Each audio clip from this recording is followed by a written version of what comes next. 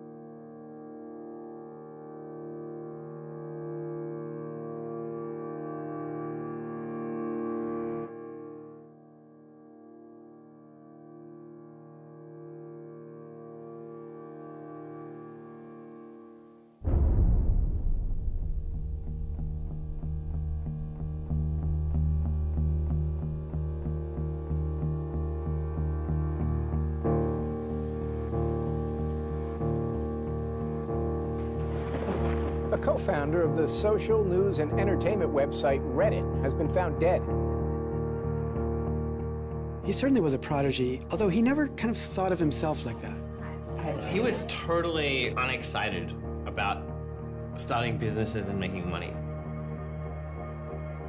There's a profound sense of loss tonight in Highland Park, Aaron Swartz' hometown, as loved ones say goodbye to one of the internet's brightest lights. Open access and computer activists are mourning his loss. An astonishing intellect. You talk to people who knew him. He was killed by the government, and MIT betrayed all of its basic principles. They wanted to make an example out of him, okay?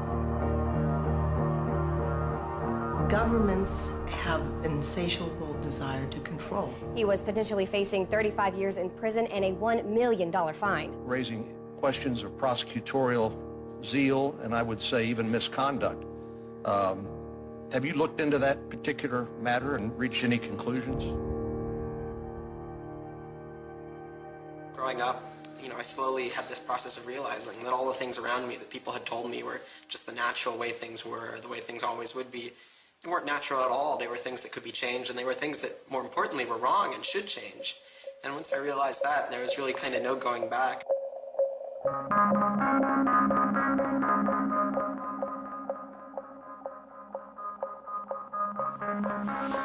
Welcome to Story Reading Time. The name of the book is Paddington at the Fair. Well, he was born in Highland Park and grew up here.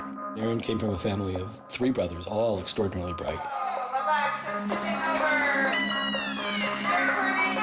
So we were all, not the best behaved children and, 3 boys running around all the time, causing trouble. Hey, no. Aaron! But I've come to the realization Aaron learned how to learn at a very young age. 1, 2, 3, 4, 5, 6, 7, 8, 9, 10. Knock, knock. Who's there? Aaron. Aaron, funny man. He knew what he wanted, and he always wanted to do it. He always accomplished what he wanted. His curiosity was endless. Here's a little picture of what the planets are. And each planet has a symbol. Mercury symbol, Venus symbol, Earth symbol, Mars symbol, Jupiter symbol. One day he said to Susan, "What's this free family entertainment in downtown Highland Park?" Free family entertainment downtown Highland Park. He was 3 at the time, and she said, "What are you talking about?" And he said, "Look, it says here on the refrigerator, free family entertainment in downtown Highland Park." And so she was floored and astonished that he could read. It's called My Family Seder. That Seder night is different from all other nights. I remember once we were at the University of Chicago Library. I pulled a book off the shelf that was from like 1900 and showed him and said, this is really just an extraordinary place. We all were curious children, but Aaron really liked learning and really liked teaching. And so they were going to learn the ABCs backwards. D, Y, X, W, V, U, T. I remember he came home from his first algebra class, and he was like, "Noah, let me teach you algebra." And I'm like, "What is algebra?" And he was always like that. Now you press the click button. There, now it's got that. Now it's in pink. When he was about 2 or 3 years old and Bob introduced him to computers, then he just took off like crazy on them. Go press that one, do ABC. We all had computers, but Aaron really took to them, really took to the internet. Working at the computer? Mommy, why is nothing working? He started programming from a really young age. I remember the first program that I wrote with him was in BASIC, and it was a Star Wars trivia game. He sat down with me in the basement where the computer was for hours programming this game. The problem that I kept having with him is there was nothing that I wanted done. And to him, there was always something to do, always something that programming could solve. The way Aaron always saw it is that programming is magic, right? You can accomplish these things that normal humans can't. Aaron made an ATM using like a Macintosh and like a cardboard box. One year for Halloween, I didn't know what I wanted to be, and he thought it'd be really, really cool if I dressed up like his new favorite computer, which at the time was the original iMac. I mean, he hated dressing up for Halloween, but he loved convincing other people to dress up as things that he wanted to see.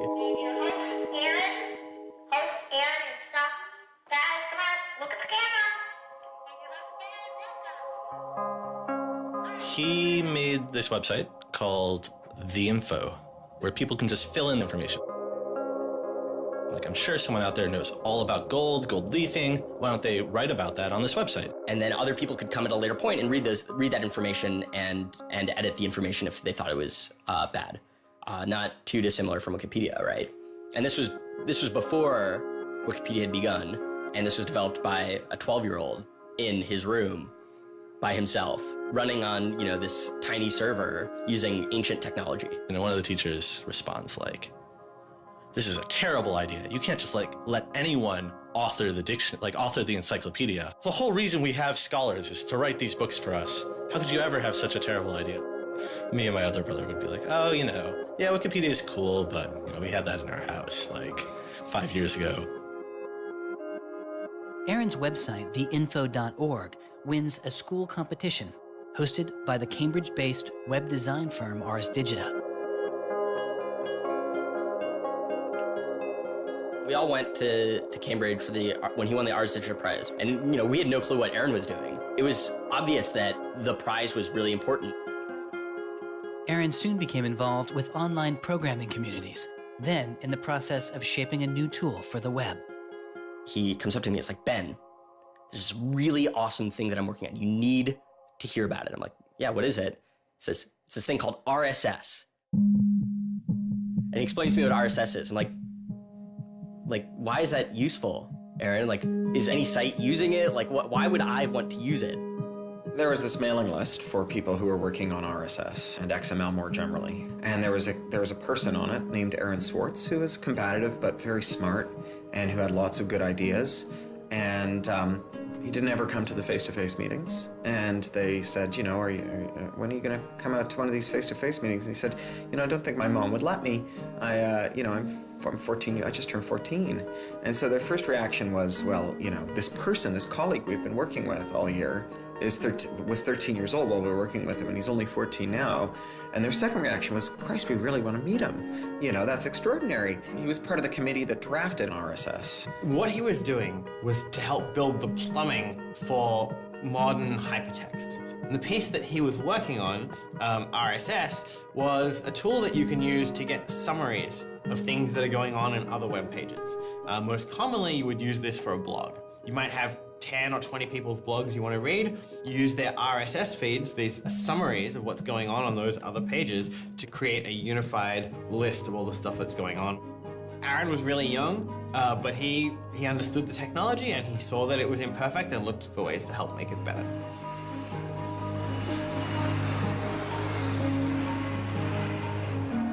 So his mom started bundling him on planes. In Chicago, we'd pick him up in San Francisco. We'd introduce him to interesting people to argue with, and we'd marvel at his horrific eating habits. He only ate white food, only like, you know, steamed rice and not fried rice because that wasn't sufficiently white, and white bread and so on. And, you know, you kind of marvel at this, the quality of the debate emerging from this, what appeared to be a small boy's mouth. And you think, you know, this is a kid who's really going to go somewhere if he doesn't die of scurvy. Aaron, you're up. I think the difference is that now you can't make companies like Doc was saying. You can't have companies that just, you know, let's sell dog food over the internet, let's sell dog food over cell phones. But there's still a lot of innovation going on. I think if you don't see the innovation, maybe your head is in the sand. He takes on this alpha nerd personality where he's sort of like, I'm smarter than you, and because I'm smarter than you, I'm better than you, and I can tell you what to do. It's an extension of like him being kind of like a twerp. So you aggregate all these computers together and now they're solving big problems like searching for aliens and trying to cure cancer. First met him on IRC, on Internet Relay Chat. He didn't just write code, he also got people excited about solving problems. He was a connector. The free culture movement has had a lot of his energy. I think Aaron was trying to make the world work. He was trying to fix it. He had a very kind of strong personality that definitely ruffled feathers at times. It wasn't necessarily the case that he was always comfortable in the world and the world wasn't always comfortable with him. Aaron got into high school and was really just sick of school. He didn't like it. He didn't like any of the classes that were being taught. He didn't like the teachers. Aaron really knew like how to get information. He was like, I don't need to go to this teacher to learn how to do geometry. I can just read the geometry book, and I don't need to go to the teacher to learn their version of American history. Like, I have like 3 historical compilations here. Like, I could just read them, and I'm not interested in that. I'm interested in the web. I was very frustrated with school. I thought, you know, the teachers didn't know what they were talking about, and they were very domineering and controlling, and the homework was kind of a sham, and it was just like, you know, all the way to pin students together and force them to do busy work. And, you know, I started reading books about, like, the history of education and how this educational system was developed and, you know, alternatives to it in ways that people could actually learn things as opposed to just regurgitating facts their teachers told them. And that kind of led me down this path of questioning things. You know, once I questioned the school I was in, I questioned the society that built the school, I questioned the businesses that the schools were training people for, and I questioned the government that, you know, set up this whole structure. One of the things he was most passionate about was copyright, especially in those early days. Copyright has always been something of a burden on the publishing industry and on readers, but it wasn't an excessive burden. It was a reasonable institution to have in place to make sure that people got paid. What Aaron's generation experienced was the collision between this antique copyright system and this amazing new thing we were trying to build, the internet and the web. These things collided, and what we got was chaos. He then met Harvard law professor Lawrence Lessig, who was then challenging copyright law in the Supreme Court. A young Aaron Swartz flew to Washington to listen to the Supreme Court hearings. I am Aaron Swartz, and I'm here to listen to see the Eldred argument. Why did you fly out here from Chicago and come all this way to see the Eldred argument? That's a more difficult question. See the Eldred. Because I don't know. It's very exciting to see the Supreme Court, especially such a prestigious case as this one.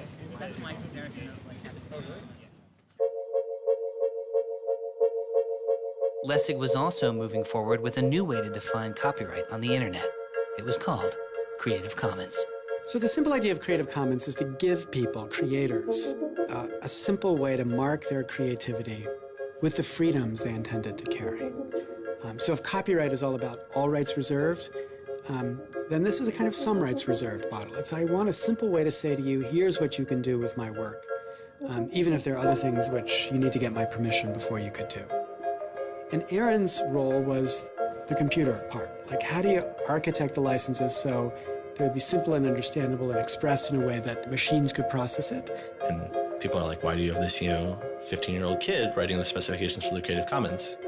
Like, don't you think that's a huge mistake? And Larry's like, the biggest mistake we would have is not listening to this kid.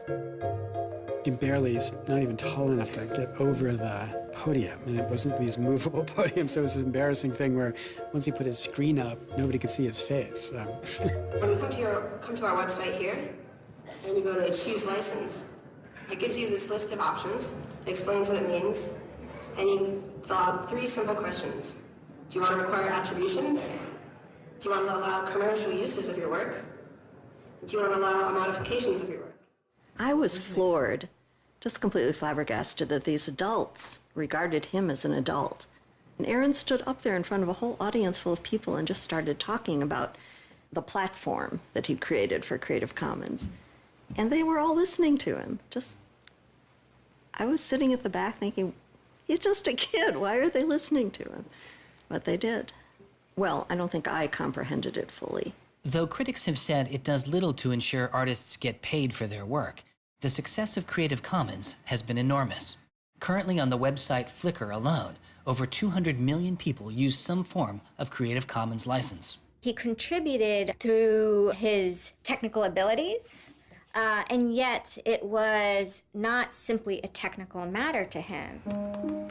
Aaron often wrote candidly in his personal blog.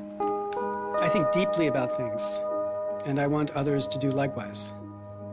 I work for ideas and learn from people. I don't like excluding people. I'm a perfectionist, but I won't let that get in the way of publication. Except for education and entertainment, I'm not going to waste my time on things that won't have an impact. I try to be friends with everyone, but I hate it when you don't take me seriously. I don't hold grudges. It's not productive, but I learn from my experience. I want to make the world a better place.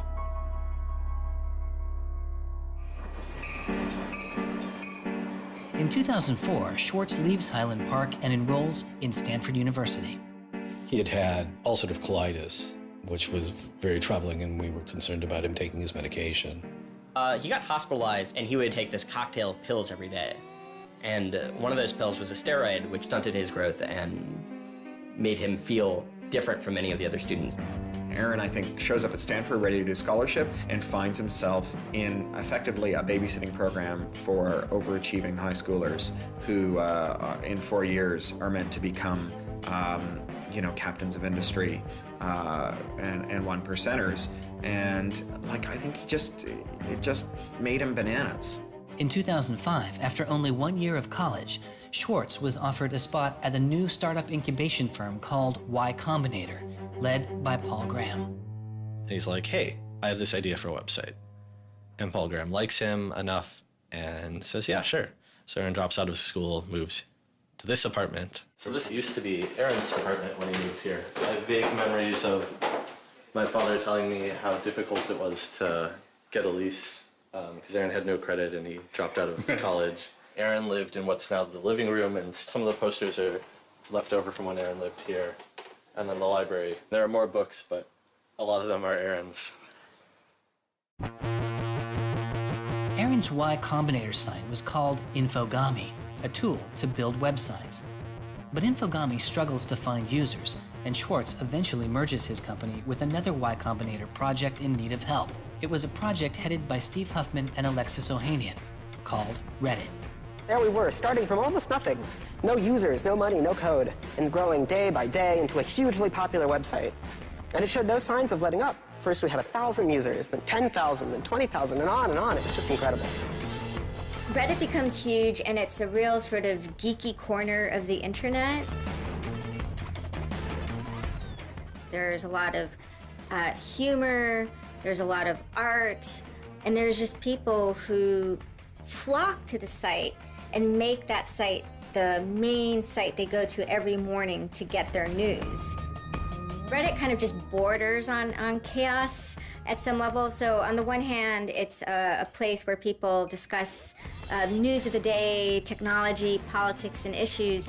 And yet there is a lot of kind of not safe for work material, offensive material. There's some subreddits where trolls find a welcome home. And so in that sense, Reddit has been kind of home to controversy as well. It kind of sits on that edge of chaos. Reddit catches the attention of the corporate magazine giant Condé Nast, who makes an offer to buy the company. Some large amount of money, large enough that my dad was getting bugged with questions about, like, how do I store this money? Like a lot of money. Like a lot of money. Like, probably more than $1 million, but I don't actually know. And he is how old at the time? 1920. So it was in this apartment. They like sat around on what predated these couches, hacking on Reddit. And when they sold Reddit, they threw a giant party and then all flew out to California the next day and left the keys with Meg. It was funny, you know, he just sold a startup, so we all kind of presumed he was the richest person around, but he said, oh no, I'll take this tiny little shoebox-sized room. That's all I need. Like, it was barely larger than a closet. The idea of him spending his money on fancy objects just seems so implausible. He explains it's like, I like living in apartments, so I'm not gonna spend a lot of money on a new place to live. I'm not gonna buy a mansion. And I like wearing jeans and a t-shirt, so I'm not gonna spend any more money on clothes. So like, it's, you know, really no big deal. What is a big deal to Swartz is how traffic flows on the internet and what commands our attention. In the old system of broadcasting, you're fundamentally limited by the amount of space in the airwaves. You know, you could only send out 10 channels over the airwaves of television, right? Or even with cable, you had 500 channels. On the internet, everybody can have a channel. Everyone can get a blog or a MySpace page. Everyone has a way of expressing themselves. And so what you see now is not a question of who gets access to the airwaves. It's a question of who gets control over the ways you find people. You know, you start seeing power centralizing in sites like Google, these sort of gatekeepers that tell you where on the internet you want to go, the people who provide you your sources of news and information. So it's not, you know, only certain people have a license to speak. Now everyone has a license to speak. It's a question of who gets heard. After he started working in San Francisco at Condé Nast, he comes into the office and they want to give him a computer with all this crap installed on it and say that he can't install any new things on his computer, which to a developer is outrageous, right? From the first day, he was complaining about all this stuff. Gray walls, gray desks, gray noise. The first day I showed up here, I simply couldn't take it. By lunchtime, I had literally locked myself in a bathroom stall and started crying. I can't imagine staying sane with someone buzzing in my ear all day, let alone getting any actual work done. Nobody else seems to get work done here either. Everybody's always coming into our room to hang out and chat or invite us to play the new video game system that Wired is testing. He really had different aspirations that were politically oriented. And Silicon Valley just doesn't really quite have that culture that orients technical activity for the purposes of political goals. Aaron hated working for a corporation. They all hate working for Condé Nast, but Aaron is like the only one who's not going to take it. And Aaron basically gets himself fired by not showing up to work ever. It was said to be a messy breakup. Both Alexis Ohanian and Steve Huffman declined to be interviewed for this film. He rejected the business world. One of the really important things to remember about that choice when Aaron decided to kind of leave startup culture is that he was also leaving behind the things that had made him, you know, famous and well-loved, and, you know, he was at risk of letting down fans. He got to where he was supposed to be going and had the self-awareness and the orneriness to realize that he had climbed the mountain of shit to pluck the single rose and discovered that he'd lost his sense of smell. And rather than sit there and insist that it wasn't as bad as it seemed, and he did get the rose in any event, he climbed back down again, which is pretty cool. The way Aaron always saw it is that programming is magic, right? You can accomplish these things that normal humans can't by being able to program. So if you had magical powers, would you use them for good or to make you mountains of cash? Swartz was inspired by one of the visionaries he had met as a child, the man who had invented the World Wide Web, Tim Berners-Lee. In the 1990s, Berners-Lee was arguably sitting on one of the most lucrative inventions of the 20th century. But instead of profiting from the invention of the World Wide Web, he gave it away for free. It is the only reason the World Wide Web exists today. Aaron is certainly deeply influenced by Tim. Tim is certainly a very prominent early internet genius who doesn't in any sense cash out. He's not at all interested in how he's going to figure out how to make $1 billion. People would have seen, there's money to be made there. So there would have been lots of little webs instead of one big one. And one little web and lots of little webs doesn't work because you can't follow links from one to the other. You know, you had to have the critical mass for this thing was the entire planet. So it's not going to work unless the whole planet can get on board.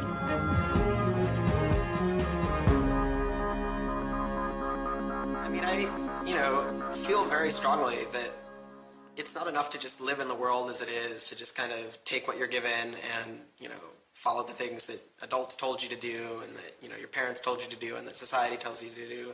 I think you should always be questioning. I take this very scientific attitude that everything you've learned is just provisional, that, it's always open to recantation or refutation or questioning. And I think the same applies to society. Once I realized that there were real serious problems, fundamental problems that I could do something to address, I didn't see a way to forget that. I didn't see a way not to. We just started spending a lot of time just kind of as friends. We would just talk for hours into the night. I definitely should have understood that he was flirting with me. I think to some degree I was like, this is a terrible idea and impossible, and therefore I will pretend it is not happening. As my marriage was breaking down and I was really stuck without anywhere to go, we became roommates and brought my daughter over. We moved in and furnished a house, and it was really peaceful. Like, my life had not been peaceful for a while, and really neither had his.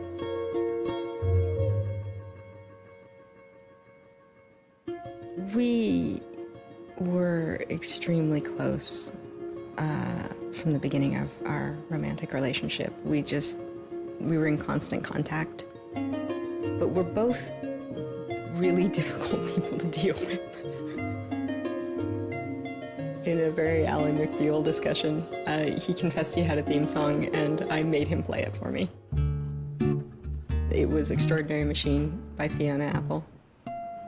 I think it was just that sense of kind of being a little bit embattled that the song has. And it also had like this hopefulness to it. By foot it's a slow climb, but I'm good at being uncomfortable, so I can't stop changing all the time. Because in many ways, Aaron was tremendously optimistic about life. Even when he didn't feel it, he could be tremendously optimistic about life. Extraordinary machine. What are you doing? Flickr has video now. Swartz threw his energy into a string of new projects involving access to public information, including an accountability website called watchdog.net and a project called the Open Library. So the Open Library project is a website that you can visit at openlibrary.org. And the idea is to be a huge wiki, an editable website with one page per book. So for every book ever published, we want to have a web page about it that combines all the information from publishers, from booksellers, from libraries, from readers onto one site, and then gives you links where you can buy it, you can borrow it, or you can browse it. I love libraries. I'm the kind of person who goes to a new city and immediately seeks out the library. So that's the dream of Open Library, is building this website where both you can leap from book to book, from person to author, from subject to idea, go through this vast tree of knowledge that's been embedded and lost in big physical libraries that's hard to find, that's not very well accessible online, is really important because books are a cultural legacy. Books are the place people go to write things down, and to have all that swallowed up by one corporation is kind of scary. How can you bring public access to the public domain? It may sound obvious that you'd have public access to the public domain, but in fact, it's not true. So the public domain should be free to all, but it's often locked up. There's often, guard cages. It's like having a national park, but with a moat around it and gun turrets pointed out in case somebody might want to actually come and enjoy the public domain. One of the things Aaron was particularly interested in was bringing public access to the public domain. This is one of the things that got him into so much trouble.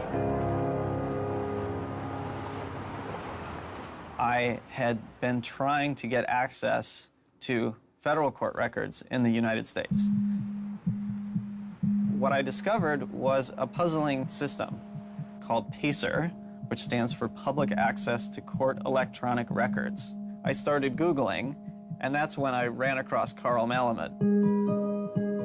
Access to legal materials in the United States is a $10 billion per year business. PACER is just this incredible abomination of government service. It's 10 cents a page. It's this most brain-dead code you've ever seen. You can't search it. You can't bookmark anything. You got to have a credit card. And these are public records. It's U.S. district courts are very important. It's where a lot of our seminal litigation starts, civil rights cases, patent cases, all sorts of stuff. And journalists and students and citizens and lawyers all need access to PACER, and it fights them every step of the way. People without means can't see the law as readily as people that have that gold American Express card. It's a poll tax on access to justice. The law is the operating system of our democracy, and you have to pay to see it. That's not much of a democracy. They make about $120 million a year on the PACER system, and it doesn't cost anything near that, according to their own records. In fact, it's illegal. The E-Government Act of 2002 states that the courts may charge only to the extent necessary in order to reimburse the costs of running PACER. As the founder of public.resource.org, Malamud wanted to protest the PACER charges.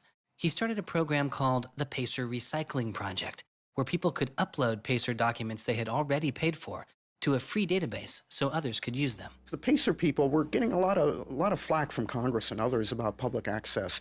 And so they put together this system. In 17 libraries across the country, there was free PACER access. That's one library every 22,000 square miles, I believe, so it wasn't like really convenient.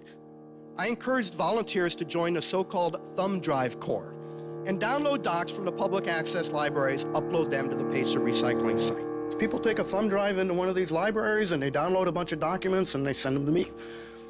And nothing, it was just a joke. In fact, when you clicked on Thumb Drive Core, there was a Wizard of Oz, the Munchkins singing, so a little video clip came up. We represent the lollipop, yeah. But of course, I get this phone call from Steve Schultz and Aaron saying, gee, we'd like to join the Thumb Drive Corps. Around that time, I ran into Aaron at a conference. This is something that really has to be a collaboration between a lot of different people. So I approached him and I said, hey, I'm thinking about an intervention on the PACER problem. Schultz had already developed a program that could automatically download PACER documents from the trial libraries. Swartz wanted to take a look. So I showed him the code. And I didn't know what would come next, but as it turns out, over the course of the next few hours at that conference, he was off sitting in a corner, improving my code, recruiting a friend of his that lived near one of these libraries to go into the library and to begin to test his improved code, at which point the folks at the courts realized something's not going quite according to plan. And data started to come in and come in and come in, and soon there were 760 gigabytes of PACER docs, about 20 million pages. Using information retrieved from the trial libraries, Swartz was conducting massive, automated parallel downloading of the PACER system. He was able to acquire nearly 2.7 million federal court documents, almost 20 million pages of text. Now, I'll grant you that 20 million pages had perhaps exceeded the expectations of the people running the Pilot Access Project, but surprising a bureaucrat isn't illegal. Aaron and Carl decided to go talk to the New York Times about what happened. They also caught the attention of the FBI, who began to stake out Schwartz's parents' house in Illinois. But I get a tweet from his mother saying, call me! It's like, oh my God, what the hell's going on here? And so I finally got a hold of Aaron, and Aaron's mother was like, oh my God, FBI, FBI, FBI. An FBI agent drives down our home's driveway trying to see if Aaron is in his room.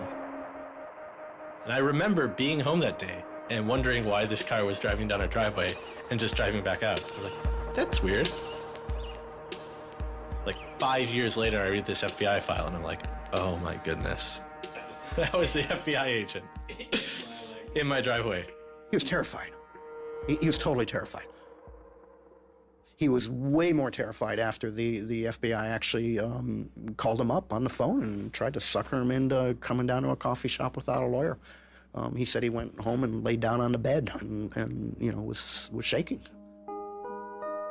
The downloading also uncovered massive privacy violations in the court documents. Ultimately, the courts were forced to change their policies as a result. And the FBI closed their investigation without bringing charges. To this day, I find it remarkable that anybody, even at the most remote podunk field office of the FBI, thought that a fitting use for taxpayer dollars was investigating people for criminal theft on the grounds that they had made the law public. How can you call yourself a lawman and think that there can possibly be anything wrong in this whole world with making the law public? Aaron was willing to put himself at risk for the causes that he believed in. Bothered by wealth disparity, Swartz moves beyond technology and into a broader range of political causes. I went into Congress and I invited him to come and hang out and intern for us for a while so that he could learn, the political process. He was sort of learning about a new community, a new set of skills, and kind of learning to hack politics. It seems ridiculous that miners should have to hammer away until their whole bodies are dripping with sweat, faced with the knowledge that if they dare to stop, they won't be able to put food on the table that night, while I get to make larger and larger amounts of money each day just by sitting and watching TV. But apparently the world is ridiculous. So I co-founded a group called the Progressive Change Campaign Committee, and what we try and do is we try and organize people over the internet who care about progressive politics and moving the country in a more progressive direction to kind of come together, join our email list, join our campaigns, and help get progressive candidates elected all across the country. The group is responsible for igniting the grassroots effort behind the campaign to elect Elizabeth Warren to the Senate. He might have thought it was a dumb system, but he came in and he said, I need to learn this system because it can be manipulated like any social system. But his passion for knowledge in libraries didn't take a back seat. Aaron began to take a closer look at institutions that publish academic journal articles. By virtue of being students at a major U.S. university, I assume that you have access to a wide variety of scholarly journals. Pretty much every major university in the United States pays these sort of licensing fees to organizations like JSTOR and Thomson and ISI to get access to scholarly journals that the rest of the world can't read. These scholarly journals and articles are essentially the entire wealth of human knowledge online, and many have been paid for with taxpayer money or with government grants. But to read them, you often have to pay again, handing over steep fees to publishers like Reed Elsevier. These licensing fees are so substantial that people who are studying in India instead of studying in the United States don't have this kind of access. They're locked out from all of these journals. They're locked out from our entire scientific legacy. I mean, a lot of these journal articles, they go back to the Enlightenment. Every time someone has written down a scientific paper, it's been scanned and digitized and put in these collections. That is a legacy that has been brought to us by the history of people doing interesting work, the history of scientists. It's a legacy that should belong to us as a commons, as a people, but instead it's been locked up and put online by a handful of for-profit corporations who then try and get the maximum profit they can out of it. So a researcher paid by the university or the people publishes a paper, and in the very, very last step of that process, after all the work is done, after all the original research is done, the thinking, the lab work, the analysis, after everything is done at that last stage, then the researcher has to hand over his or her copyright to this multi-billion-dollar company. And it's sick. It's an entire economy built on volunteer labor. And then the publishers sit at the very top and scrape off the cream. Talk about a scam. One publisher in Britain made a profit of $3 billion last year. I mean, what a racket. JSTOR is just a very, very small player in that story, but for some reason, JSTOR is the player that Aaron decided to confront. He'd gone to some conference around open access and open publishing, and I don't know who the person from JSTOR was, but I think at some point Aaron asked the question, like, how much would it cost to open up JSTOR in perpetuity? And they gave some, I think it was $200 million, something that Aaron thought was totally ridiculous. Working on a fellowship at Harvard, he knew users on MIT's famously open and fast network Nextdoor had authorized access to the riches of JSTOR. Swartz saw an opportunity. You have a key to those gates. And with a little bit of shell script magic, you can get those journal articles. On September 24th, 2010, Swartz registered a newly purchased Acer laptop on the MIT network under the name Gary Host. The client name was registered as Ghost Laptop. He doesn't hack JSTOR in the traditional sense of hacking. The JSTOR database was organized, so it was completely trivial to figure out how you could download all the articles in JSTOR because it was basically numbered. It was basically, / number article 444,024, then 25, then 26. He wrote a Python script called keepgrabbing.py, which was like keep grabbing one article after another. The next day, Ghost Laptop begins grabbing articles, but soon the computer's IP address is blocked. For Swartz, it's barely a bump in the road. He quickly reassigns his computer's IP address and keeps downloading. Well, JSTOR and MIT take a number of steps to try to interfere with this when they notice that this is happening. And when the more modest steps don't work, then at a certain stage, JSTOR just cuts off MIT from having access to the JSTOR database. So there's this kind of cat and mouse game around getting access to the JSTOR database. Aaron, ultimately, obviously, is the cat because he has more technical capability than the JSTOR database people do in defending them. And eventually, there was an unlocked supply closet in the basement of one of the buildings. And he went, instead of going through Wi-Fi, he went down there and he just plugged his computer directly into the network and just left it there with an external hard drive downloading these articles to the computer. Unknown to Swartz, his laptop and hard drive had been found by authorities. They didn't stop the downloads. Instead, they installed a surveillance camera. They found the computer in this room in the basement of an MIT building. They could have unplugged it. They could have waited for the guy to come back and said, dude, what are you doing? Cut it out. Who are you? And they could have done all that kind of stuff, but they didn't. What they wanted to do was film it to gather evidence to make a case. That's the only reason you film something like that.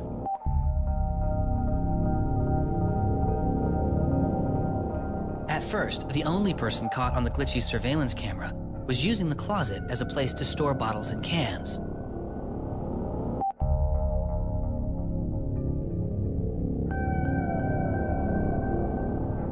But days later, it caught Swartz.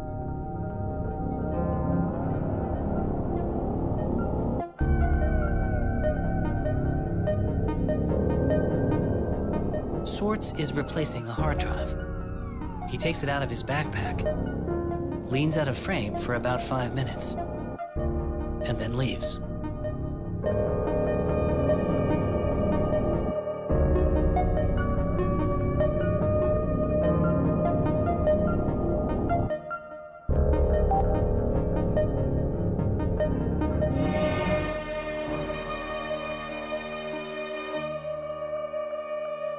And then they organized a stakeout where as he was biking home from MIT, these cops came out from either side of the road or something like that and started going after him. He describes that he was pressed down and assaulted by the police. He tells me that it's unclear that they were police that were after him. He thought that someone was trying to attack him. He does tell me they beat him up. I was just devastated. The notion of any kind of criminal prosecution of anyone in our family or anything was so foreign and incomprehensible, I didn't know what to do. Well, they execute search warrants at Aaron's house, his apartment in Cambridge, and his office at Harvard. 2 days before the arrest, the investigation had gone beyond JSTOR and the local Cambridge police. It had been taken over by the United States Secret Service. The Secret Service began investigating computer and credit card fraud in 1984, but 6 weeks after the attack on 9/11, their role expanded. President Bush used the Patriot Act to establish a network of what they called electronic crimes task forces. The bill before me takes account of the new realities and dangers posed by modern terrorists. According to the Secret Service, they are primarily engaged in activity with economic impact, organized criminal groups, or use of schemes involving new technology. The Secret Service turned Swartz's case over to the Boston U.S. Attorney's Office. There was a guy in the U.S. Attorney's Office who had the title head of the Computer Crimes Division or Task Force. I don't know what else he had going, but you're certainly not much of a computer crimes prosecutor without a computer crime to prosecute. So he jumped on it, kept it for himself, didn't assign it to someone else within the office or the unit, and that's Steve Hyman. Prosecutor Stephen Hyman has been largely out of public view since the arrest of Aaron Swartz, but he can be seen here in an episode of the television show American Greed, filmed around the time of Aaron's arrest. He is describing his previous case against the notorious hacker Alberto Gonzalez, a case that garnered Hyman enormous press attention and accolades. Gonzalez masterminded the theft of over 100 million credit card and ATM numbers, the largest such fraud in history. Here, Hyman, describing Gonzalez, gives his view on the hacker mindset. These guys are driven by a lot of the same things that we're driven by. They have an ego, they like challenge, and of course they like money and everything you can get from money. One of the suspects implicated in the Gonzalez case was a young hacker named Jonathan James. Believing Gonzalez's crimes would be pinned on him, James committed suicide during the investigation. In an early press release describing the government's position in the case of Aaron Swartz, Hyman's boss, U.S. Attorney for the District of Massachusetts Carmen Ortiz, said this: "Stealing is stealing, whether you use a computer command or a crowbar, and whether you take documents, data, or dollars." It's not true. It's obviously not true. I'm not saying it's harmless, and I'm not saying that we shouldn't criminalize stealing of information, but you've got to be much more subtle in trying to figure out exactly which kinds of harms are harmful here. So the thing about a crowbar is every time I break into a place with a crowbar, I do damage. There's no doubt about it. But when Aaron writes a script that says download, download, download 100 times in a second, there's no obvious damage to anybody. If he does that for the purpose of gathering an archive to do academic research on it, there is never any damage to anybody. He wasn't stealing, he wasn't selling what he got or giving it away. He was making a point, as far as I could tell. The arrest took its toll on Swartz. He just wouldn't talk about it. And he's like very stressed. If you thought like the FBI was like going to come to your doorstep any day, anytime you went down the hall, even to do your laundry, and they would break into your apartment because you left the door unlocked, like, I'd be pretty stressed. And it was clear. And so Aaron was always sort of like in like a dour mood.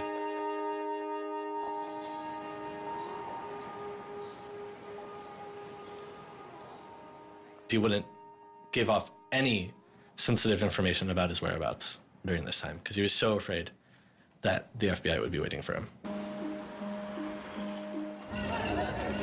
It was a time of unprecedented social and political activism. Time magazine would later name as their 2011 Person of the Year, the protester. There was a kind of hotbed of hacker activity going on. WikiLeaks had released a trove of diplomatic cables. Manning had been under arrest at the time. It was unknown whether he was the source of the leak. Anonymous, which is a kind of protest ensemble that has a lot of hackers in its ranks, were going on various sprees of sorts. If you compare that to what he did, his stuff should have been left behind for MIT and JSTOR to deal with in a kind of private, professional manner. It should have never gotten the attention of the criminal system. It just didn't belong there.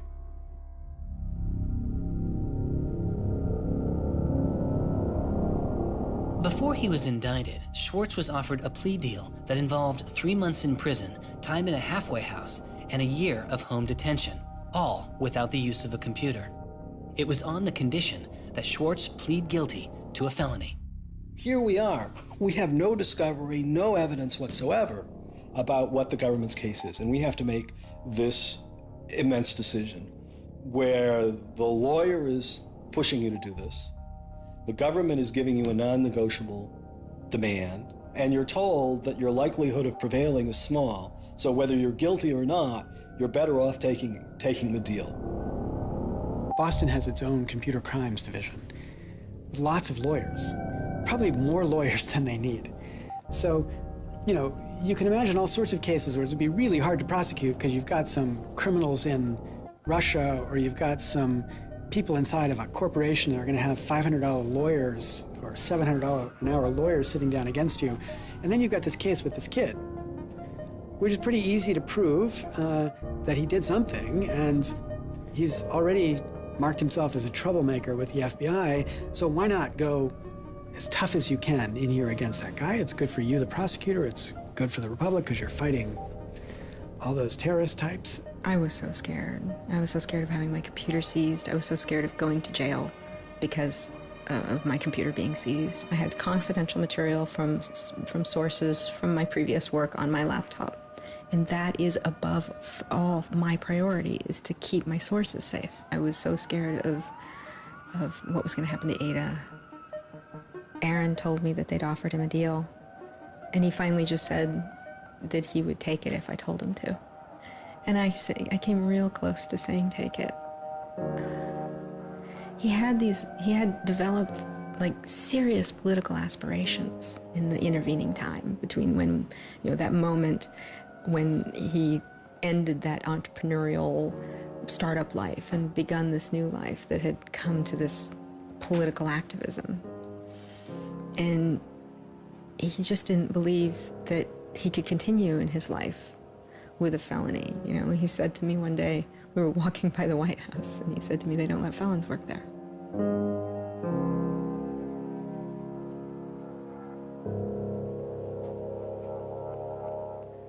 And he really wanted that to be his life. He hadn't killed anybody. He hadn't hurt anybody. He hadn't stolen money. He hadn't done anything that seemed felony worthy, right? And there is this idea that there's no reason that he should be labeled a felon and taken away his right to vote in many states for doing what he did. That's just outrageous. It makes sense for him to be, maybe fined a bunch of money or, asked not to come back to MIT again. But to be a felon, to face jail time. Swartz turned down the plea deal. Hyman redoubled his efforts. Hyman continued to press us at all levels.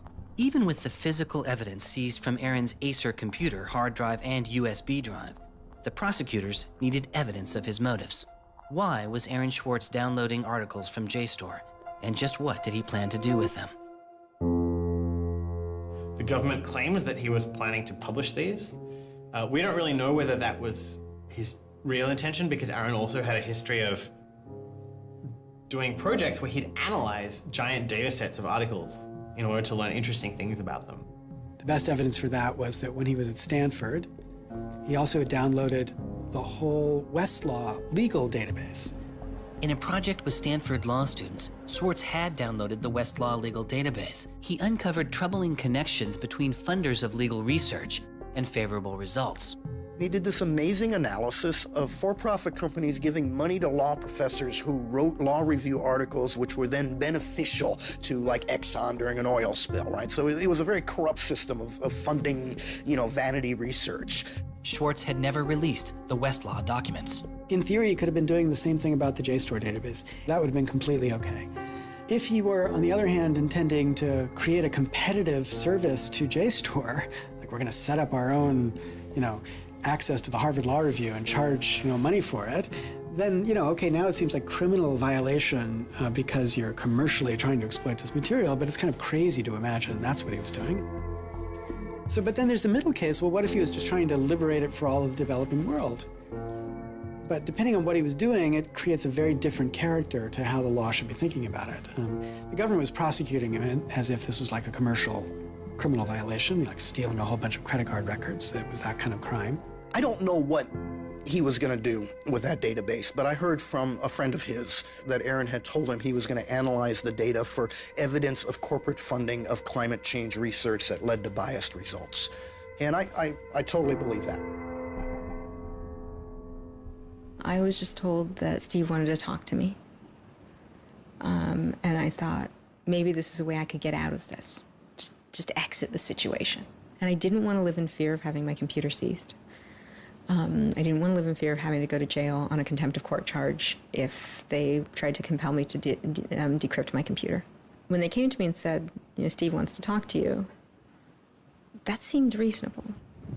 They offered Norton what is known as a Queen for a Day letter, or a proffer.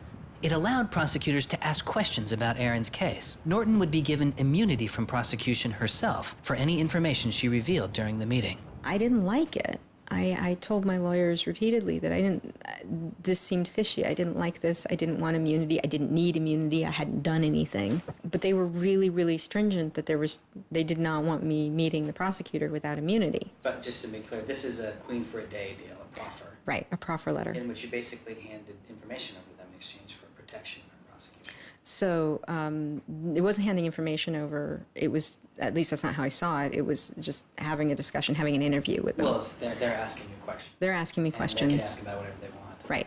And whatever they learn, I really, right, and I repeatedly tried to go in naked. I repeatedly tried to turn down the proffer letter. I was ill. I was being pressured by my lawyers. I was confused. I was not doing well by this point. I was depressed and I was scared and I didn't understand the situation I was in. I had no idea why I was in this situation. I hadn't done anything interesting, much less wrong. We went out of our minds. Aaron was clearly very distraught about it. We were very distraught about it. Aaron's attorneys were very distraught about it. We tried to get Quinn to change attorneys. I was very unused to being in a room with large men, well-armed, that are continually telling me I'm lying and that I must have done something. I told them that this thing that they were prosecuting wasn't a crime. I told them that they were on the wrong side of history. I used that phrase. I said, you're on the wrong side of history. And they looked bored. They didn't even look angry. They just looked bored. And it began to occur to me that we weren't having the same conversation. I mean, I told them plenty of things about, why people would download journal articles, and eventually, I don't remember what was around it. I mentioned that he'd done this blog post, the Guerrilla Open Access Manifesto. This is the Guerrilla Open Access Manifesto, supposedly written in July 2008 in Italy. Information is power, but like all power, there are those who want to keep it for themselves. The world's entire scientific and cultural heritage, published over centuries in books and journals, is increasingly being digitized and locked up by a handful of private corporations. Meanwhile, those who have been locked out are not standing idly by. You've been sneaking through holes and climbing over fences, liberating the information locked up by the publishers and sharing them with your friends. But all this action goes on in the dark, hidden underground. It's called stealing or piracy, as if sharing a wealth of knowledge were the moral equivalent of plundering a ship and murdering its crew. But sharing isn't immoral, it's a moral imperative. Only those blinded by greed would refuse to let a friend make a copy. There's no justice in following unjust laws. It's time to come into the light and, in the grand tradition of civil disobedience, declare our opposition to this private theft of public culture. The manifesto itself was allegedly written by 4 different people and also edited by Norton, but it was Swartz who had signed his name to it. When it's over, I go immediately to Aaron and tell him everything I can remember about it. And he gets very angry. The things that I'd done shouldn't have added up that way. I hadn't done anything wrong, and everything had gone wrong. But I was never...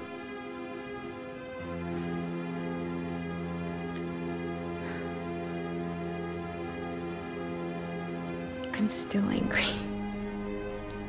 I'm still angry that you can try your best with these people to do the right thing, and they will turn everything against you, and they will hurt you with anything they can. And in that moment, I regret that I said what I did. But my much larger regret is that we have settled for this, that we are okay with this. That we are okay with a justice system that tries to game people into little traps so they can ruin their lives. So yeah, I wish I hadn't said that, but I am much, much angrier that this is where I am. That this is what we as a people think is okay. They used every method that I think they could think of to get her to provide information which would be unhelpful to Aaron and helpful to the prosecution of Aaron. Right. But I don't think she had information that was helpful to the government. Months go by as Swartz's friends and family await a looming indictment. In the meantime, Swartz was becoming a go-to expert on a series of internet issues. To you then, do you think that the internet is something that should be considered a human right and something that the government cannot take away from you. Yes, definitely. I mean, this notion that national security is an excuse to shut down the internet, that's exactly what we heard in Egypt and Syria and all these other countries. And so, yeah, it's true. Sites like WikiLeaks are going to be putting up some embarrassing material about what the U.S. government does, and people are going to be organizing to protest about it and try and change their government. You know, and that's a good thing. That's what all these First Amendment rights of free expression, of freedom of association are all about. And so the notion that we should try and shut those down, I think, just goes against very basic American principles. The principle, I think, is one that our founding fathers would have understood. If the internet had been around back then, instead of putting post offices in the Constitution, they would have put ISPs. Well, it's definitely interesting to see how... Swartz meets activist Taryn Steinbrickner Kaufman, and the two begin to date. We need a massive global public outcry. If there's no massive global public outcry, it won't create any change. You know, 4 people in this city should cause a massive global public outcry. You know, we need a petition signer. Without telling her specifics, he warned her he was involved in something he called simply the bad thing. And I had sort of crazy theories, like that he was having an affair with Elizabeth Warren or something. I speculated both Hillary Clinton and Elizabeth Warren, actually. But so sometime in probably late July, Aaron called me, and I happened to pick up, and he said, you know, the bad thing might be in the news tomorrow. Do you want me to tell you, or do you want to read about it in the news? And I said, well, I want you to tell me. And he said, well, I've been arrested for downloading too many academic journal articles, and they want to make an example out of me. And I was like, that's it? That's the big fuss? Really? Like, it just doesn't sound like a very big deal. On July 14th, 2011, federal prosecutors indict Swartz on 4 felony counts. He gets indicted on the same day that like 2 people in England who are part of LulzSec get arrested, and like a few other real hackers. And Aaron is just like someone who kind of looks like a hacker, enough that they can like, you know, put his head on a stake and like put it on the gates. Aaron went to surrender, and they arrested him. They then strip searched him, took away his shoelaces, took away his belt, and left him in solitary confinement. The District of Massachusetts United States Attorney's Office released a statement saying Swartz faces up to 35 years in prison, to be followed by 3 years of supervised release, restitution, forfeiture, and a fine of up to $1 million. He is released on $100,000 bail. The same day, the primary victim in the case, JSTOR, formally drops all charges against Swartz and declines to pursue the case. JSTOR, they weren't our friends, they weren't helpful or friendly to us, but they also were just kind of like, we're not part of this. JSTOR and their parent company, Ithaca, also sidestepped requests to talk with this film. But at the time, they released a statement saying it was the government's decision whether to prosecute, not JSTOR's. And so it's our belief that with that, the case will be over. That we should be able to get Steve Hyman to drop the case or settle it in some rational way. And the government refused. Why? Well, because I think they wanted to make an example out of Aaron. And they said they wanted to, the reason why they wouldn't move on requiring a felony conviction and jail time was that they wanted to use this case as a case of for deterrence. They told us that. They told you that? Yes. This was going to be an example? Yes. He was going to be an example? Yes. But Steve Hyman said that. Deterring who? Like, there's other people out there running around logging onto JSTOR and downloading the articles to make a political statement. I mean, who are they deterring? It would be easier to understand the Obama administration's posture of supposedly being for deterrence if this was an administration that, for instance, prosecuted arguably the biggest economic crime that this country has seen in the last 100 years, the crimes that were committed that led to the financial crisis on Wall Street. When you start deploying the non-controversial idea of deterrence only selectively, you stop making a dispassionate analysis of lawbreaking, and you started deciding to deploy law enforcement resources specifically on the basis of political ideology. And that's not just undemocratic, it's supposed to be un-American. Prosecutor Stephen Hyman later reportedly told MIT's outside counsel that the straw that broke the camel's back was a press release sent out by an organization Swartz founded called Demand Progress. According to the MIT account, Hyman reacted to the Swartz statement of support, calling it a wild internet campaign and a foolish move that moved the case from a human one-on-one level to an institutional level. That was a poisonous combination. A prosecutor who didn't want to lose face, who had a political career in the offing maybe and didn't want to have this come back and haunt them. You spent how many tax dollars arresting someone for taking too many books out of the library and they got your ass handed to you in court? No way. I then moved to try to put pressure on MIT in various ways to get them to go to the government and request the government to stop the prosecution. What is MIT's reaction to that? There doesn't seem to be any reaction from MIT at that point.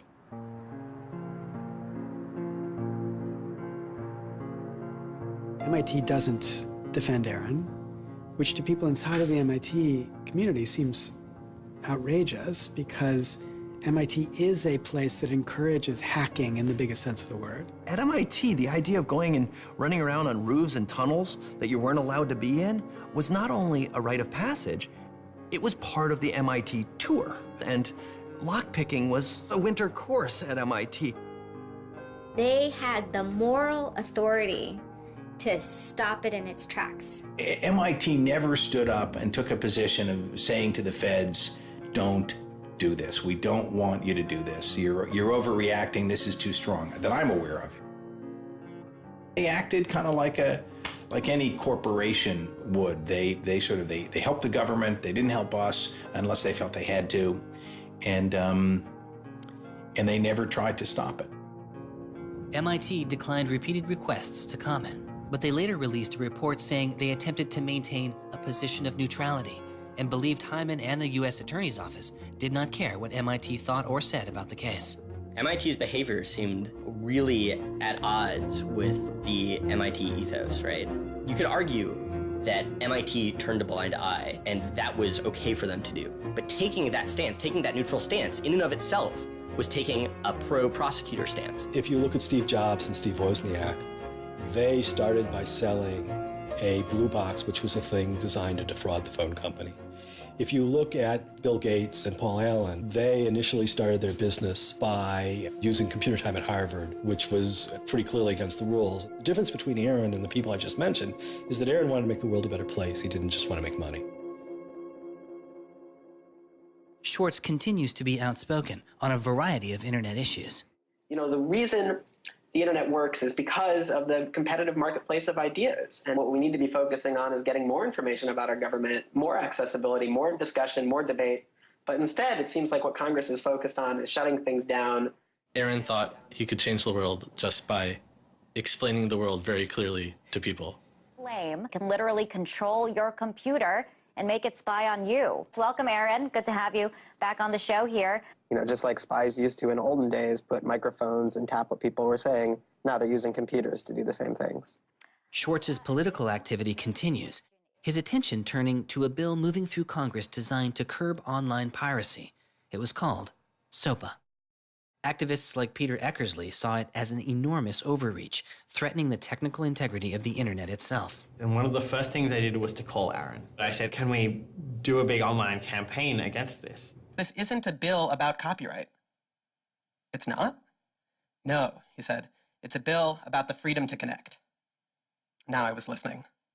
And he thought about it for a while and then said yes. And he went and founded Demand Progress. Demand Progress is an online activism organization. We've got around 1.5 million members now, but started in the fall of 2010. Aaron was one of the most prominent people in a community of people who helped lead organizing around social justice issues at the federal level in this country. SOPA was the bill that was intended to curtail online piracy of music and movies, but what it did was basically take a sledgehammer to a problem that needed a scalpel. If passed, the law would allow a company to cut off finances to entire websites without due process, or even to force Google to exclude their links. All they needed was a single claim of copyright infringement. It pitted the titans of traditional media against a new and now far more sophisticated remix culture. It makes everyone who runs a website into a policeman.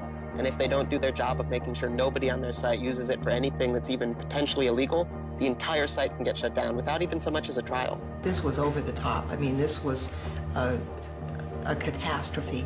This bill poses a serious threat to speech and civil liberties for all who use the internet. There were only a handful of us who said, look, we're not for piracy either, but it makes no sense to destroy the architecture of the internet, the domain name system, and so much that makes it free and open in the name of fighting piracy. And Aaron got that right away. The freedoms guaranteed in our Constitution, the freedoms our country had been built on, would be suddenly deleted. New technology, instead of bringing us greater freedom, would have snuffed out fundamental rights we'd always taken for granted. And I realized that day, talking to Peter, that I couldn't let that happen. When SOPA was introduced in October 2011, it was considered inevitable. Our strategy when it first came out was to hopefully slow the bill down, maybe weaken it a little bit, but even we didn't think that we would be able to stop this bill.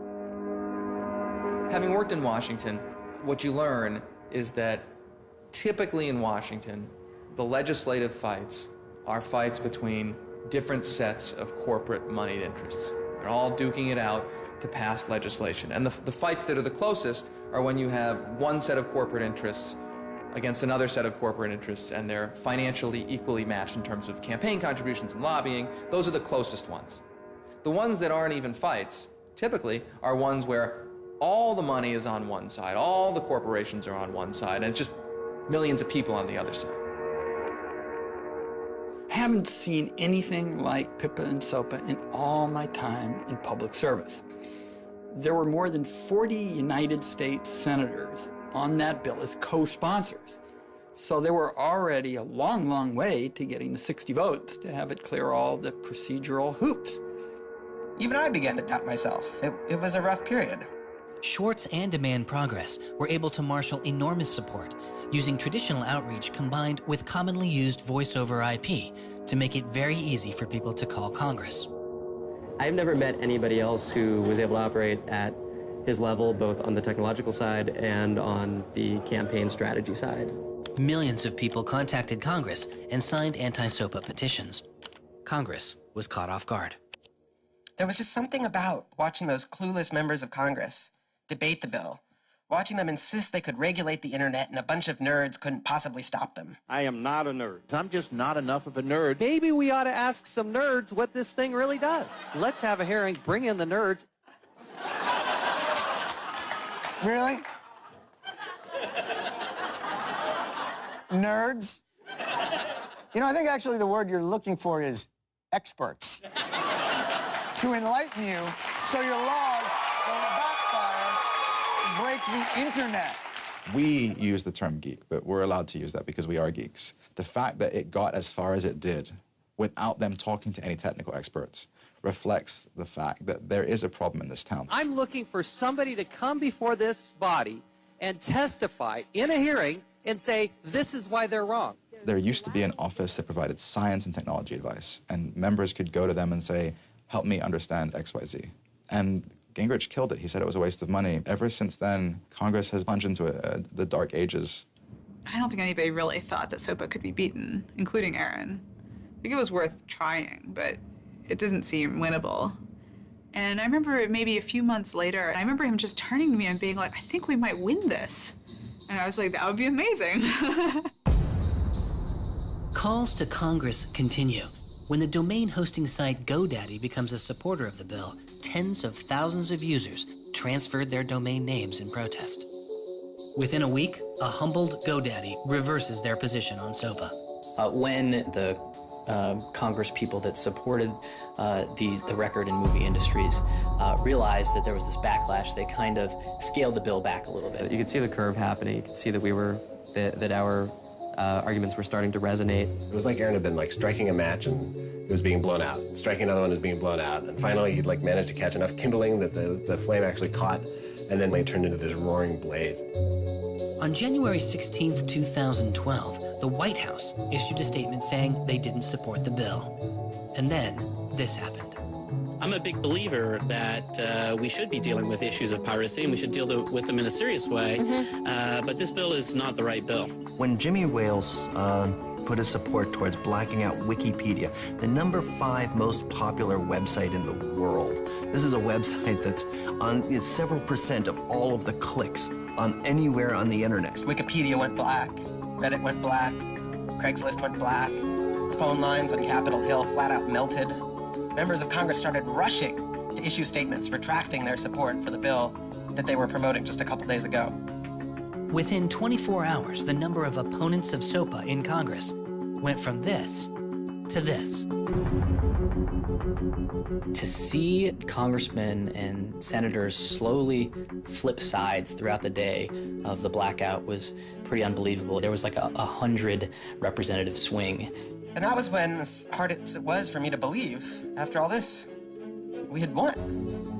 The thing that everyone said was impossible, that some of the biggest companies in the world had written off as kind of a pipe dream, had happened. We did it. We won. This is a historic week in internet politics, maybe American politics. The thing that we heard from people in Washington, D.C., from staffers on Capitol Hill was they received more emails and more phone calls on SOPA Blackout Day than they'd ever received about anything. I think that was an extremely exciting moment. This was the moment when the internet had grown up politically. It was exhilarating because it's hard to believe it actually happened. It's hard to believe a bill with so much financial power behind it didn't simply sail through the Congress. And not only did it not sail through, it didn't pass at all. It's easy sometimes to feel like you're powerless, like when you come out in the streets and you march and you yell and nobody hears you. But I'm here to tell you today, you are powerful. So yeah, maybe sometimes you feel like you're not being listened to, but I'm here to tell you that you are. You are being listened to. You are making a difference. You can stop this bill if you don't stop fighting. Stop PIPA. Stop SOPA. Some of the biggest internet companies, to put it frankly, would benefit from a world in which their little competitors could get censored. We can't let that happen. For him, it was more important to be sure that you made a small change than to play a small part in a big change. But SOPA was like playing a major part in a major change. And so for him, it was kind of this proof of concept, like, okay, what I want to do with my life is change the world. I think about it in this really scientific way of like, I'm measuring my impact. And this shows that it's possible, right? That the thing that I want to do with my life is possible.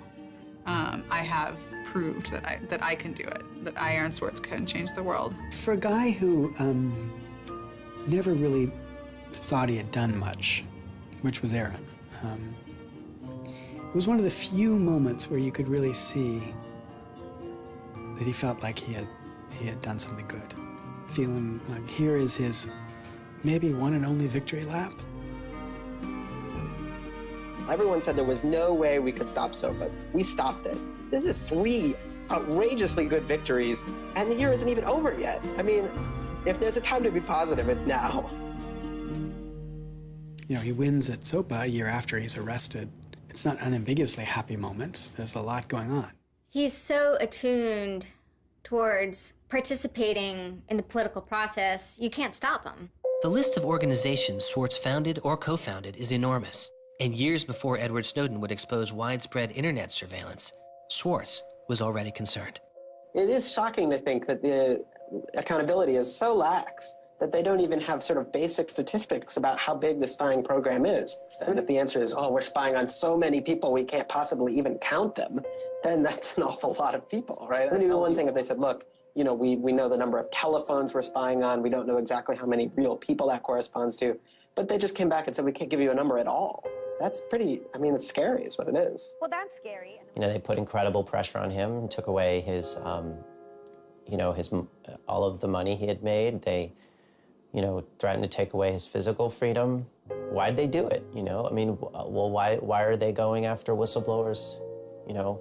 Why are they going after people who tell the truth about all sorts of things? I mean, from the banks to the, you know, to war, to just sort of government transparency. So secrecy serves those who are already in power. And we are living in an era of secrecy that coincides with an era where the government is doing also a lot of things that are probably illegal and unconstitutional. So Those two things are not coincidences. It's very clear that this technology has been developed not for small countries overseas, but right here for use in the United States by the U.S. government. The problem with the spying program is it's this sort of long, slow expansion, going back to the Nixon administration, right? Obviously, it became big after 9/11 under George W. Bush, and Obama has continued to expand it, and the problems have slowly grown worse and worse. But there's never been this moment you can point to, say, okay, we need to galvanize opposition today because today is when it matters. Instead, it's mattered for. The prosecution, in my estimation, of Aaron Swartz was about sending a particular laser-like message to a group of people that the Obama administration sees as politically threatening. And that is essentially the hacker, the information, and the democracy activist community. And the message that the Obama administration wanted to send to that particular community was, in my estimation, we know you have the ability to make trouble for the establishment. And so we are going to try to make an example out of Aaron Swartz to scare as many of you as possible into not making that trouble.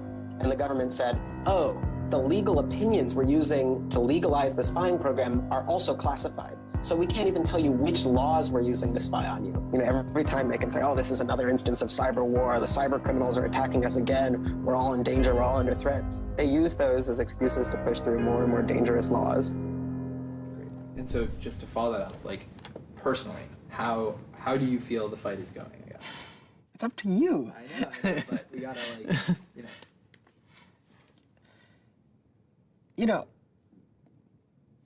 There's sort of these two polarizing perspectives, right? Everything is great. The internet has created all this freedom and liberty and everything's gonna be fantastic. Or everything is terrible. The internet has created all these tools for cracking down and spying and controlling what we say. And the thing is, both are true, right? The internet has done both. And both are kind of amazing and astonishing. And which one will win out in the long run is up to us. It doesn't make sense to say, oh, one is doing better than the other. They're both true. And it's up to us which ones we emphasize and which ones we take advantage of, because they're both there and they're both always going to be there.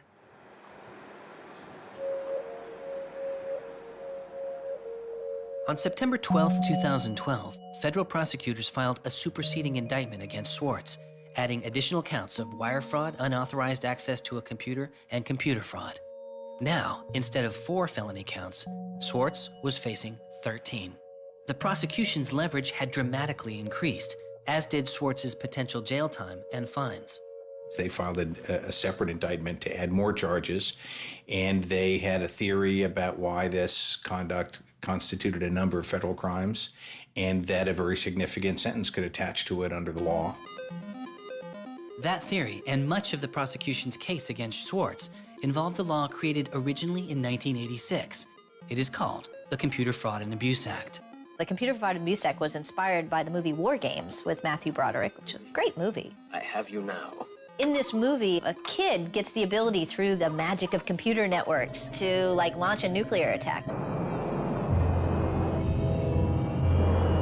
That's not actually possible, and it certainly wasn't possible in the 80s, but apparently this movie scared Congress enough to pass the original Computer Fraud and Abuse Act. This is a law that's just behind the times. For example, it penalizes terms of service kinds of arrangements. You can have something like eHarmony or Match.com, and somebody sort of inflates their own personal characteristics, and all of a sudden, depending on the jurisdiction and the prosecutors, they could be in a whole host of troubles. We all know what terms of use are. Most people don't read them, but not abiding by their terms could mean you are committing a felony.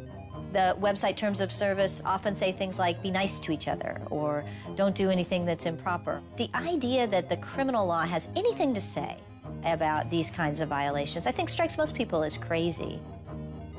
The examples get even more crazy. Until it was changed in March of 2013, the terms of use on the website of Hearst's 17 magazine said you had to be 18 in order to read it. I would say that the way the CFA has been interpreted by the Justice Department, we are probably all breaking the law. Vague and prone to misuse, the CFAA has become a one-size-fits-all hammer for a wide range of computer-related disputes. Though not the only factor in his case, 11 of the 13 charges against Swartz involved the Computer Fraud and Abuse Act. The question why hangs over much of the story of Aaron Swartz. Just what was motivating the government, and what would their case have been? The Department of Justice declined requests for answers, but Professor Oren Kerr is a former prosecutor who has studied the case. So I think I come about this case from a different direction than other people on a number of reasons. I was a federal prosecutor at the Justice Department for 3 years before I started teaching. The government came forward with an indictment based on what crimes they thought were committed, just as a purely lawyers matter, looking at the precedents, looking at the statute, looking at the history, looking at the cases that are out there so far. I think it was a fair indictment based on that. You can debate whether they should have charged this case. There's just a lot of disagreement. Some people are on the open access side, some people are not. I think the government took Swartz's guerrilla open access manifesto very seriously. And I think they saw him as somebody who was committed as a moral imperative to breaking the law to overcome a law that Swartz saw as unjust. And in a democracy, if you think a law is unjust, there are ways of changing that law. There's going to Congress, as Swartz did so masterfully with SOPA. Or you can violate that law in a way to try to nullify that law. And I think what was driving the prosecution was the sense that Swartz was committed not just to breaking the law, but to really making sure that law was nullified, that everyone would have access to the database in a way that you couldn't put the toothpaste back into the tube. It would be done, and Swartz's side would win. There's a big disagreement in society as to whether that is an unjust law, and ultimately that's a decision for the American people to make, working through Congress. And then the second problem is, I think, we're still trying to figure out what's the line between less serious offenses and more serious offenses. We're now entering this different environment of computers and computer misuse, and we don't yet have a really strong sense of exactly what these lines are. So we're just working that out. This is a poor use of prosecutorial discretion. The hammer that the Justice Department has to scare people with it just gets bigger and bigger and bigger. And so most people just, you can't roll the dice with your life like that. Should we tap somebody's phone? Should we film them? Should we turn somebody and get them to testify against these other people? That's how federal agents and prosecutors think. They build cases, they make cases. Swartz was caught in the gears of a brutal criminal justice system that could not turn back, a machine that has made America the country with the highest rate of incarceration in the world. We have in this country allowed ourselves to be captured by the politics of fear and anger, and anything we're afraid of, like the future of the internet and access, and anything we're angry about instinctively creates a criminal justice intervention. And we've used jail, prison, and punishment to resolve a whole host of problems that historically were never seen as criminal justice problems. The impulse to threaten, indict, prosecute, which is part of what has created this debate and controversy over online access and information on the internet, is very consistent with what we've seen in other areas. The one difference is that the people who are usually targeted and victimized by these kinds of criminal and carceral responses are typically poor and minority. Swartz's isolation from friends and family increased. He had basically stopped working on anything else, and the case was, in fact, taking over sort of his whole life.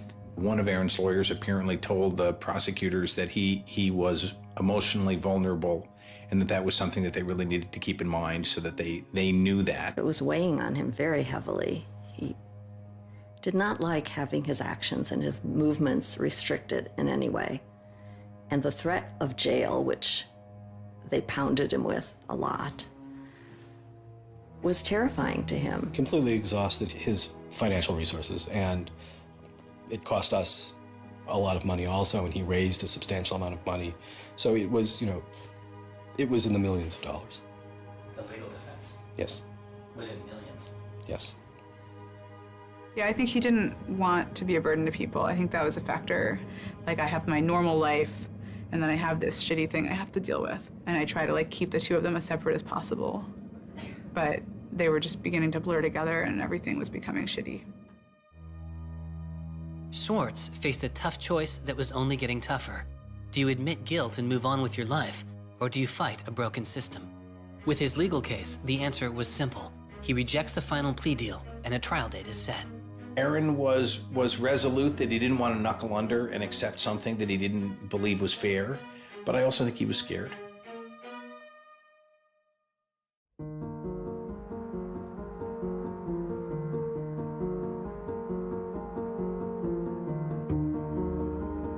I don't think they would have convicted Aaron. I think we would have walked him out of that courthouse, and I would have given him a big hug, and we would have walked across that little river in Boston and gone and had a couple of beers. I really thought that we were right. I thought that we were going to win the case. I thought that we could win the case. He didn't talk about it very much, but you could see the enormous pain that he was going through.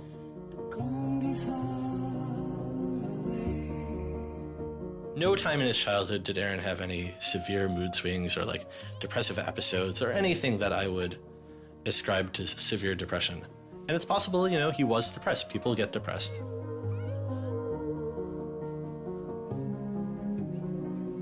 Very early in our relationship, like 3 or 4 weeks in or something, I remember him saying to me that I was a lot stronger than he was. You know, he was brittle in a lot of ways. Things were a lot harder for him than for a lot of people. It was part of his brilliance, too. I think he probably had something like clinical depression in his early 20s. I don't think he did when I was with him. He wasn't a joyful person, but that's different from being depressed. He was just under such enormous pressure for 2 years straight. He just didn't want to do it anymore. He was just like, I just think it was too much.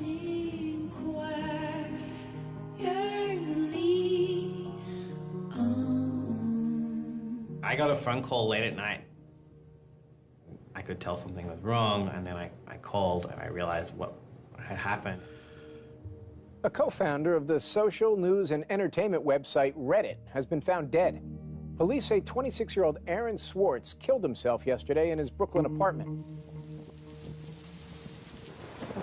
I just thought, we've lost one of the most creative minds of our generation. It was like the whole world fell apart in that moment.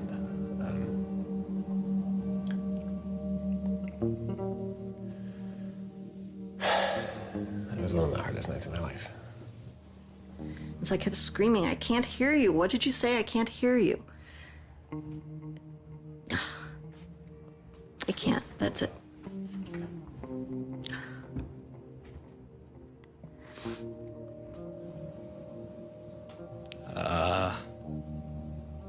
Like, yeah, none of it made any sense. And really still doesn't. I was so frustrated, angry.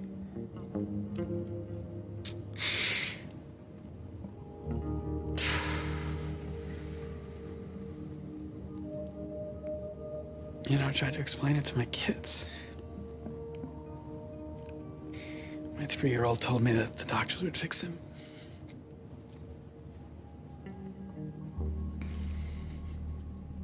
I've known lots of people who've died, but I've never lost anybody like this. Because everybody feels, and I do too, there's so much we could have more to do. Like, I just didn't know he was there. I didn't know this is what he was suffering, and he was part of me. And I just wanted it to not be real. And then I just looked at his Wikipedia page and I saw the end date.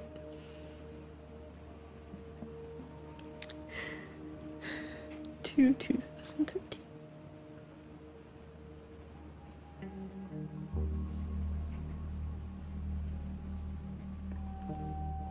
Aaron is dead. Wanderers in this crazy world, we have lost a mentor, a wise elder. Hackers for right. We're one down. We've lost one of our own. Nurturers, carers, listeners, feeders, parents, all, we have lost a child. Let us all weep.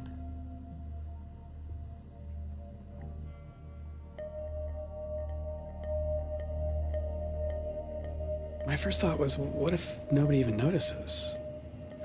You know, because it wasn't clear to me how salient he was. I had never seen anything quite like the outpouring I saw. The net just lit up.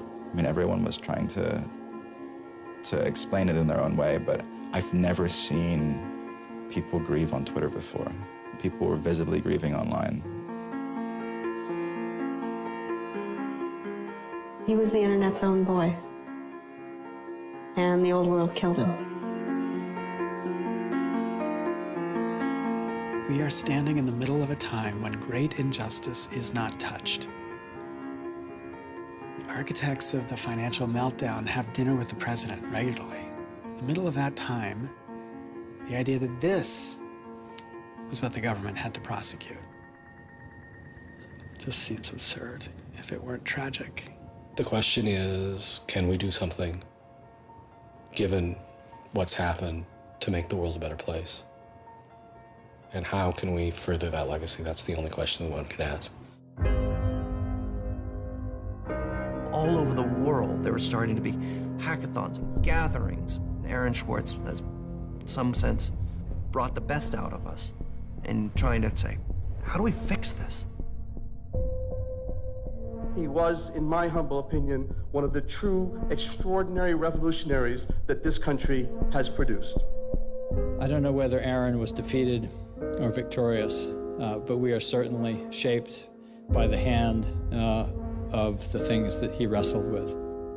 When we turn armed agents of the law on citizens trying to increase access to knowledge, we've broken the rule of law, we've desecrated the temple of justice. Aaron Swartz was not a criminal. Change does not roll in on the wheels of inevitability, it comes through continuous struggle. Aaron really could do magic. And I'm dedicated to making sure that his magic doesn't end with his death. He believed that he could change the world, and he was right. Out of the last week and out of today, phoenixes are already rising. Since Swartz's death, Representative Zoe Lofgren and Senator Ron Wyden have introduced legislation that would reform the Computer Fraud and Abuse Act, the outdated law that formed the majority of the charges against Swartz. It's called Aaron's Law. Aaron believed that, you literally ought to be asking yourself all of the time, what is the most important thing I could be working on in the world right now? And if you're not working on that, why aren't you?